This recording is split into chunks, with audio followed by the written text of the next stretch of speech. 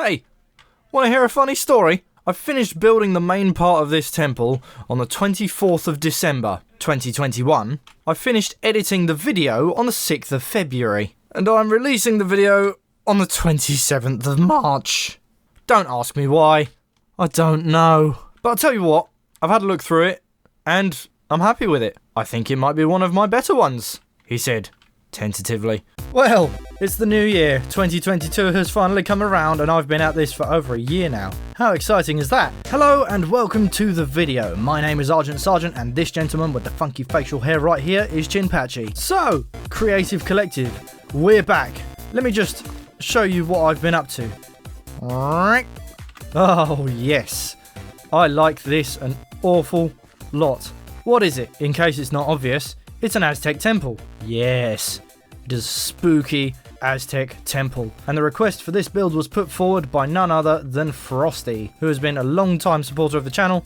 Thank you very much. Frosty, I love the idea, and I'm pretty pleased with the execution thus far. And I say thus far because it is very much a work in progress. The main kind of meat and potatoes of the temple itself is completed, but as you can see, it's not there as a project because I don't have the ancillaries. The main kind of stage 1, stage 2 is there. We've got the shapes, we've got a nice varied palette in here with all the blocks we've used, but we need the other bits. And the other bits are going to be the greenery, the furniture, the rugs, the carpets, the canopies, the trees, the rainforest that will be surrounding it. But I thought it would be worth doing a video on it thus far because it has been a massive undertaking. This has been about 5 hours work, I think, including the construction of this literal mountain round the side here and the destruction of this mountain round the back here. Yeah, it's been quite a job already, so I think we'll launch into a bit of a time lapse and then I'll talk to you about where I got the ideas from and where they're going. So, see you in a little bit.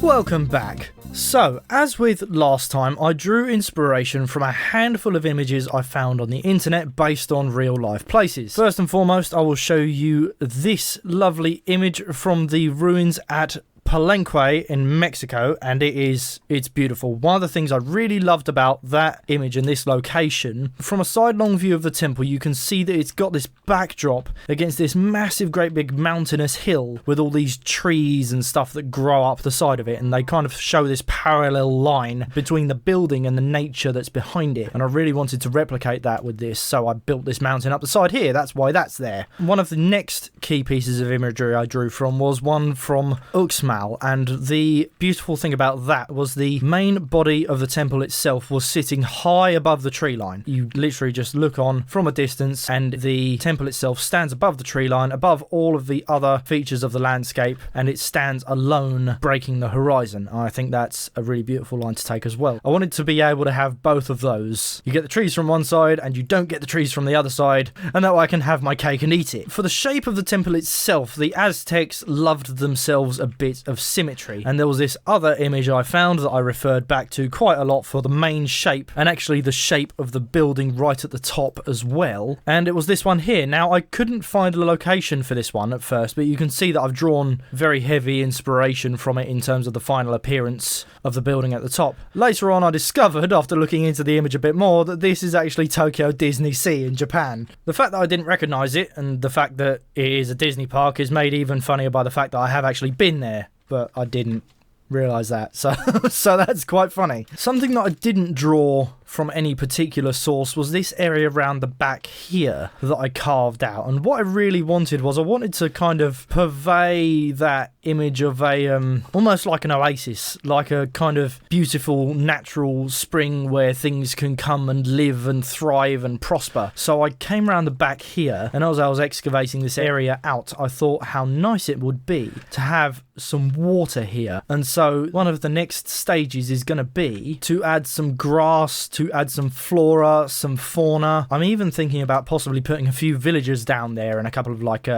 of shopping areas and bits, just to kind of flesh it out. And rather than this be an abandoned location, just have it as a ancient site that's very much still in that's still in use. So as I say, still very much a work in progress, but I am really, really pleased with the results thus far. Hopefully you viewers, Frosty included, are reasonably chuffed with this, and I sincerely hope that over the course of the next few days, or possibly a week, probably a week, knowing the pace that I've been working at, I can get back to you guys with an update as to getting the rest of this filled out. I'm really excited to see what comes out of the rest of this, and by the time I've done that, I will be reaching out and asking for some more ideas. So write them down, set them aside for next video, and, well, a very happy new year to you all. Thanks very much. I've been ArgentSargent, you've been fantastic, and I will see you in the next one. Ta-ra!